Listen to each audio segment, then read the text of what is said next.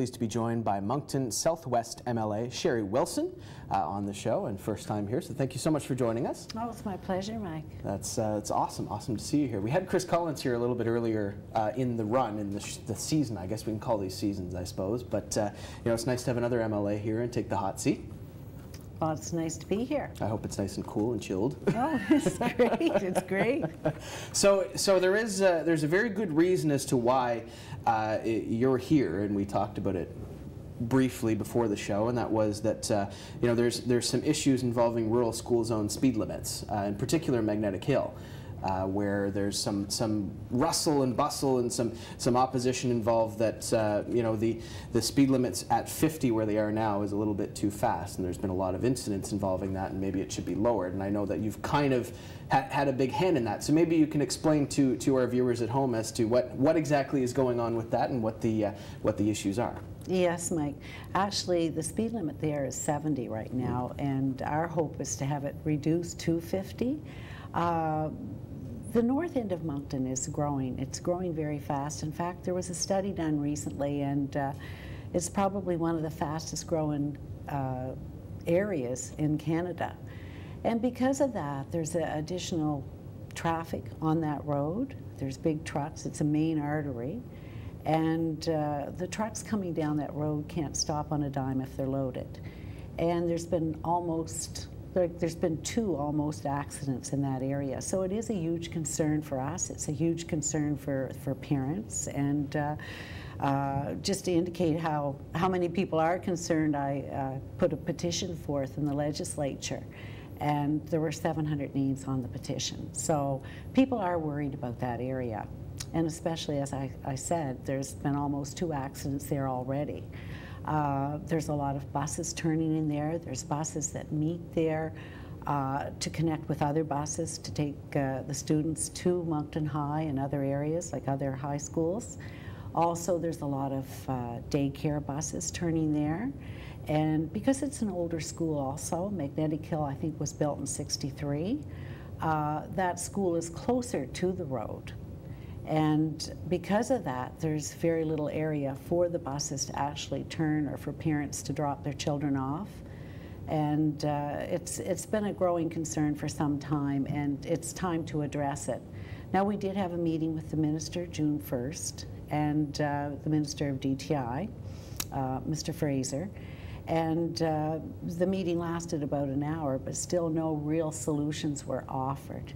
And he's saying that the experts do not want to reduce the speed limit because it may cause more accidents, but there's already almost accidents that's almost happened there already. So it is a concern, and I really think that if speed limits were lowered in front of all rural schools, then it's an education process. It's about teaching people that you see a school sign, you know that you have to slow down to 50 kilometers an hour. I know in some schools the speed zones have been changed in the rural areas, and I am the critic for local government and rural affairs, and it's a huge concern in a number of areas actually that the speed limits have not been lowered there. Now, we put a bill forward in December of 2016, and Bill 27 stated that all rural schools should have a reduced speed zone as they do in the city, in the urban areas. And the Liberals rejected it. So because of that, like, nothing's happened, and we still fight. We get no real solutions, and I would like us to be proactive and actually look at the problem, look at what's really going on and what's almost happened there, instead of being reactive and having to deal with an accident or something tragic after it's happened. And a good example is the Ellen's Law. I mean, in some rural areas, it's hard, the 1 meter rule. It's very difficult because you've got roads that are full of potholes, but it's something that both opposition and the government came together on to identify as, yes, we need to do this. We need to make this happen. But it was after something tragic happened, and that's sad. Yeah, it's certainly not, you don't want to get to that point where something like that has to happen before anything can move on this kind of an issue. Now, there was a lot to unpack in there, so we're kind of going to back it up a little bit. I know you mentioned that you put forth a petition, and there was a bill made motion in December. How long ago has it been since you've been made aware of this issue, or have been aware of this issue, and what's kind of the process been from that point? Well, this has been an ongoing issue that's getting progressively worse because of the increased amount of traffic on 126, and because of the parents dropping their students off. Now, someone questioned the fact that a lot of kids don't walk there. No, it's in the rural area. So buses and cars and like I said, there's daycare buses that go there. So sometimes they go to pull in, and there's no place to pull in. So if there's a truck coming, there's no place for them to go. So this is a problem. So the petition was actually put forth, I believe it was the end of April. And we have since collected more names. So it's an ongoing issue. The parents are concerned, but I was really pleased to see that as a result actually of this meeting, the minister and his staff, like there was no really solutions, nothing solid offered. And I know it was very disappointing for me as well as the principal, who receives numerous calls with parents concerned, expecting him to address it, when in reality it's only the minister himself that can change the speed limit, and that's what needs to happen there. And anyway, it was left to the DEC, the District Education Council, and they felt that the minister and his staff felt that perhaps that they should deal with this, which they've done. They've hired a traffic reconstructionist, and he's a retired Mountie, and he has his own business. Mike Reed is doing an investigation there now to see what exactly can be done and should the speed be reduced. Now, another thing that has also come up is Ellen's Law, which I think that there's no denying that there was overwhelming support after the tragic events that happened that caused the law. But it has been mentioned already previously, and you've already said it was very reactionary.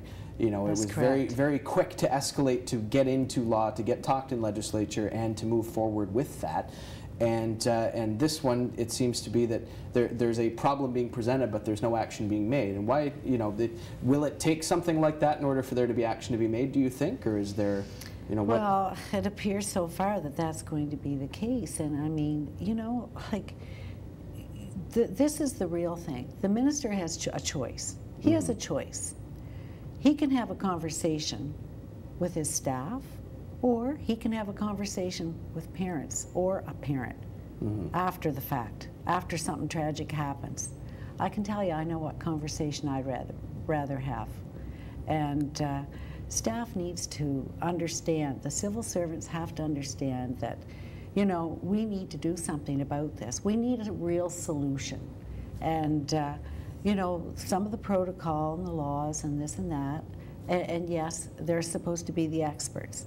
But we know something can happen there, and it's a huge concern. And to me, it's an accident waiting for a place to happen, and it's going to happen. Now, speaking logistically, in the case of the Minister of Transportation, the ministers that are inactive of this, just to get a better scope of what's happening, is this as simple as changing a 7 to a 5, or is there more logistically that has to happen in order for it to come into effect, or is it just... In reality, I mean, if they... Even out in the rural areas where there's like 100 kilometers, and then you're getting into near a school zone, if it's reduced to 70, sort of integrated and down to 50, it would be a much safer. Like if you see a big flashing school sign, which is what should be up there, and as you may know or not know, the principal himself had to put a sign up himself because we couldn't even get a sign put up. I mean, that's a sad state of affairs, really, when you're dealing with children. I mean, children we're supposed to protect. They're the future of our province. They're our most precious value that we have, our most precious resource, and we're not doing that. Yeah, it really does. It certainly speaks, to having, you know, children and seeing these situations every day and the possible dangers that could happen, you know, it's so important to protect, you know, our children that are in this position. Now we have about 40 seconds, so we're going to get to Moncton Southwest just very quickly. What's the pulse you're riding right now? How does it feel? Well, I love my riding. I love the people, and I've been out doing some door-to-door, just talking to people, which I certainly enjoy. And people in general, they have a lot of concerns with some of the decisions being made by this government. So anyway, it's all about, you know, we're getting things done, but what exactly are they getting done? Policy slapped together that's not really well thought out, and it's a huge concern with the increase in the debt. Yeah. So. And you've got to ask those questions. It's always the questions that come up, right? Sherry, thank you so much for joining us. Thank you, my pleasure. Excellent to have you there.